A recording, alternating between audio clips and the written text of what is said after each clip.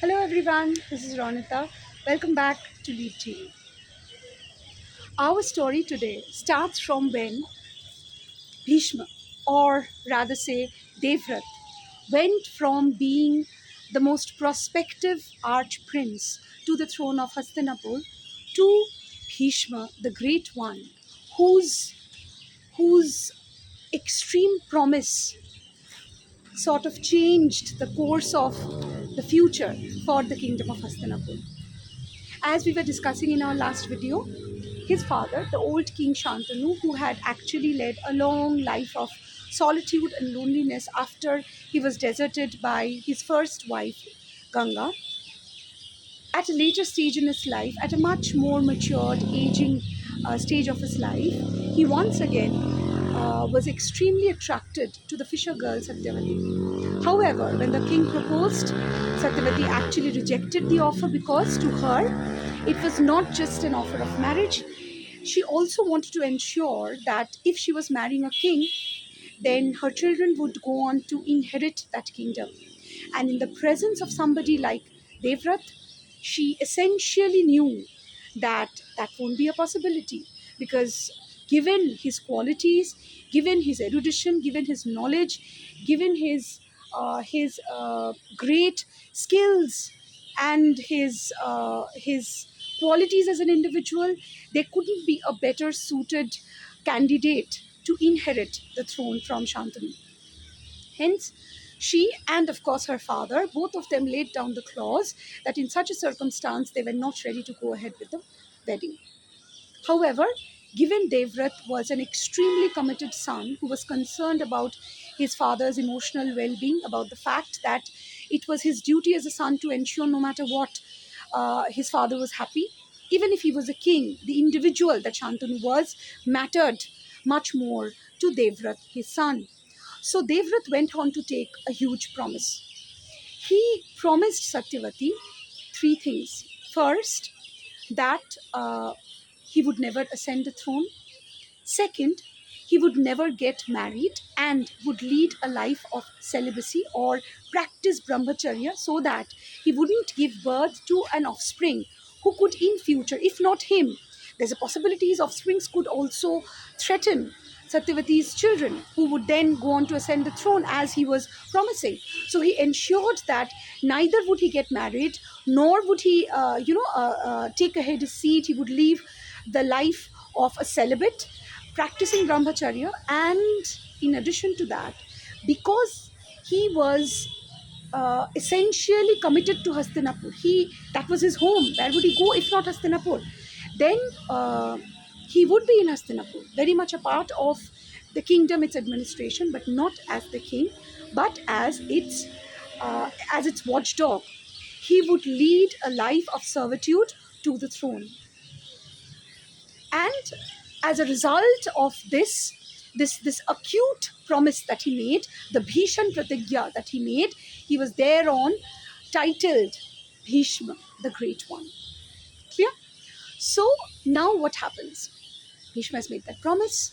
Shantanu, first, of course, the old king reacts. Nonetheless, now he knows that he has a companion for life in Satyavati and they get married.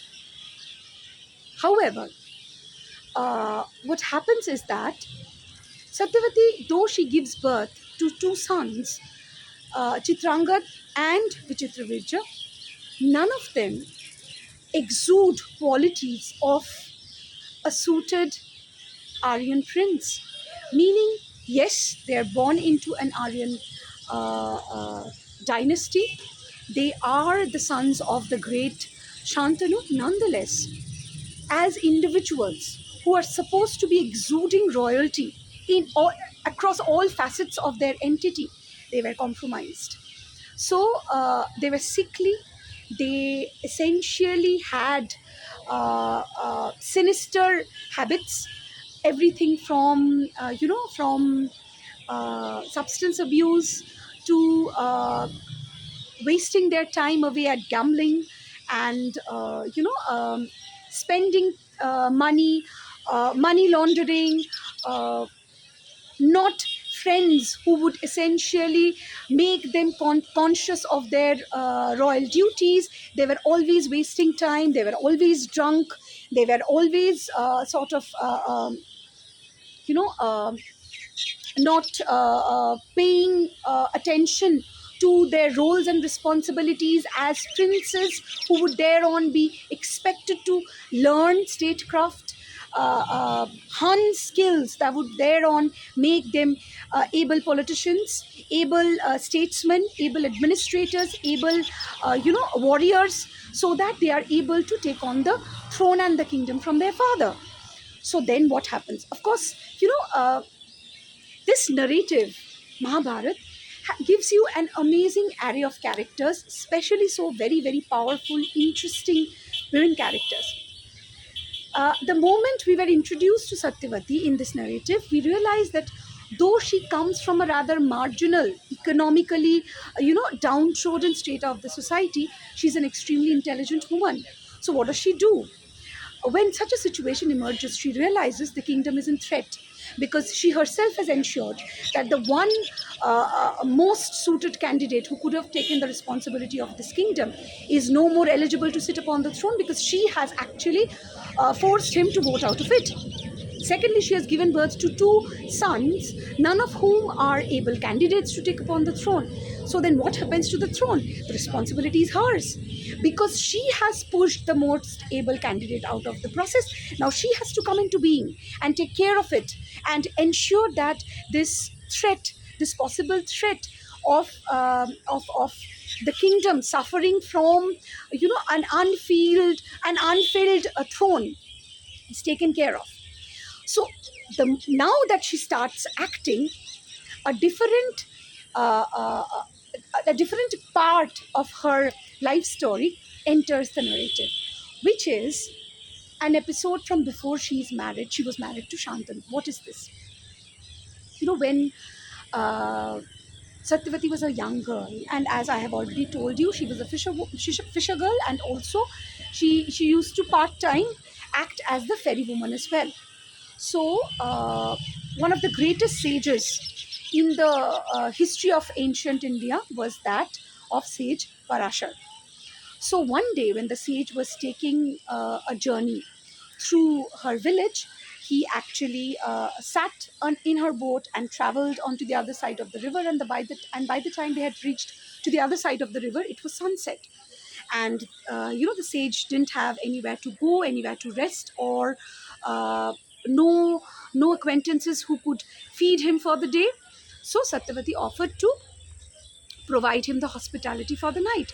She took Sage Parashar to her house, who was welcomed by Satyavati and her father, and he spent the night at Satyavati's paternal place. And while spending that night at her father's place, Parashar and Satyavati, who was, of course, by this time, an exceptional beauty, Parashar the sage was attracted to her.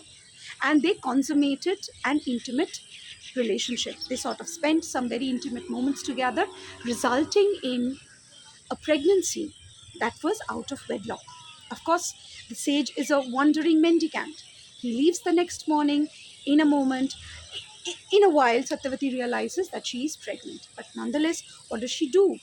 So she, under some pretext, she sort of retires to a lonely island. And there, after a while, she gives birth to a child.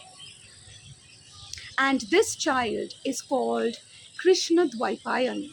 Krishna because he had dark skin color, and Dvaipayan coming from the root word Dvip or deep, which means an island.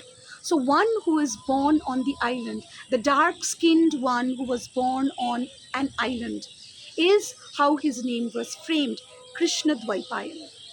And this little boy grows up, who of course then the rest of the story, the rest of the narrative keeps it hush as to whether Satyavati gives away the child to some villager, or how the child is brought up. But then later on we come to know that he has already grown up, and he himself is also a sage, who actually is then Vedavyas, the Vedavyas to whom we dedicate the narrative of Mahabharata. So now we know that the narrator, the storyteller of Mahabharata, is actually Satyavati's firstborn son. Right? So now cut to our present narrative. Satyavati has Chitrangada and Vichitravirja as his two sons, as her two sons, but she doesn't know whether they'll be able to provide an inheritance to the throne or not. So how does she solve the problem? Nonetheless, of course, in order to give heir to the throne, you need women who will be functioning the way they are supposed to be, which is procreation, because we are talking about a society where essentially the functionality of a woman, her validity, is in the fact that she should be capacitated to procreate two healthy offspring. And in the case where you are a woman married to a royal family, possibly a king or a prince, the best thing you can do to hold on to your valid place is give birth to a son, right? So now, where would the wives come from? Because these two are completely wasted. Chitrangana and Vichitravirja. Which sane father would marry his, daughters, his lovely daughters, loved daughters, to these, wasted individuals? Again, Satyavati has a sidekick, a very powerful sidekick. Enters the scene Bhishma. In a while, they come to know that the king of Kashi is holding a swayamvar for his three daughters, Amba, Ambika, and Ambalika. The three princesses are to be married off, and all the princes, all the prospective grooms from across Aryavarta have been invited to Kashi. So Satyavati calls upon Bhishma and says, "You have to make the best use of this opportunity." Bhishma gets the cue. He understands what is being suggested to him by his stepmother. So he, being the greatest of the warrior that ever lived in Aryavarta at that point of time, he takes upon his chariot, he takes upon his bow and arrows, and he goes off to Kashi. And while the Swayamvar is on, he enters into the palace and he announces that he is going to abduct the three princesses. None of the princes present in the assembly hall should try to stop him, because then it would result in their death. Nor should the king try to stop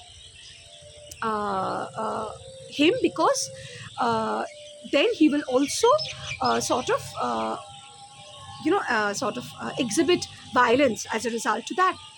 So while he's abducting the three princesses, the eldest of the three sisters, Amba, sort of starts crying and wailing and requests Bhishma to not abduct her. Now, why?